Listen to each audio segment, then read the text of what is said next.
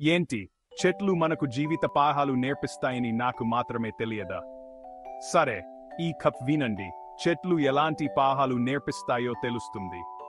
ఒక చిన్న గ్రామంలో పెద్ద వేప చెట్టు నీడనిచ్చేది, పక్షులకు ఆశ్రయమిచ్చేది, గ్రామస్తులకు విశ్రాంతినిచ్చేది.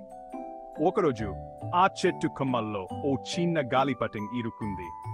చిన్న రాముడు ఎంతో సంతోషంగా తన గాలిపటాన్ని ఎగురవేస్తున్నాడు. కానీ అకస్మాత్తుగా ఆ గాలిపటం పొడవైన చెట్టులో చిక్కుకుంది.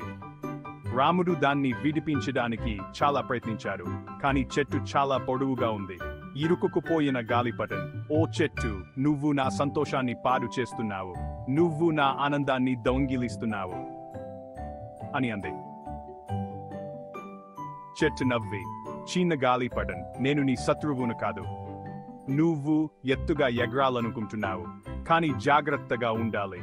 గాలిని తెలుసుకోకుండా ఎగరడం వల్ల ఇలా ఇరుక్కుపోవచ్చు" అని చెప్పింది. కొన్ని రోజుల తర్వాత గాలిపటం నెమ్మదిగా విడిపోయి ఎత్తుగా ఎగిరింది. అది చెట్టుకు ధన్యవాదాలు చెప్పింది. "ఇప్పుడు నాకు అర్థమైంది. కొన్నిసార్లు స్వేచ్ఛ కోసం తొందరపడటం మనల్ని ఇబ్బంది పెట్టవచ్చు" అని అంది.